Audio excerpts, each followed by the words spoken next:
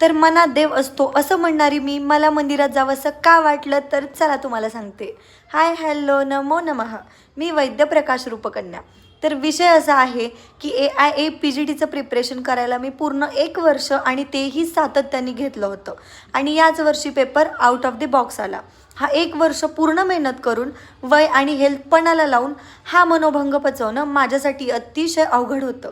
माझ्या प्रयत्नांचं ओझं मनातून काढायला मंदिरात जाणं मला त्यावेळी गरजेचं वाटलं आणि तो होता माझा स्मार्टेस्ट मूव्ह ऑन. प्रयत्न करणं एवढंच आपल्या हातात असतं ना की त्याचं फळ.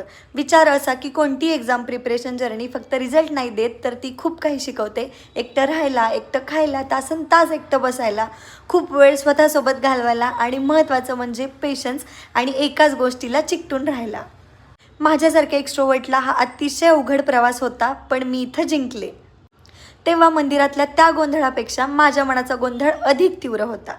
तुम्ही जेव्हा सातत्याने काहीतरी कामासाठी घडत असता तेव्हा रिझल्ट मिळो किंवा नाही मिळो पण तुम्ही घडतच असता. हे स्वतःसोबतचं 1 वर्ष नक्कीच भविष्यात मला खूप मदत करेल आणि हे नक्कीच होत राहणार. कधी तुम्हाला आउटपुट मिळेल तर कधी ते मिळणार नाही. मी बरंच काही करू शकते आणि स्वतःला घडवत राहणं एवढंच महत्त्वाचं आहे. तर तुम्हाला काय वाटतं याबद्दल मला नक्की कमेंटमध्ये सांगा. सबस्क्राईब करा आणि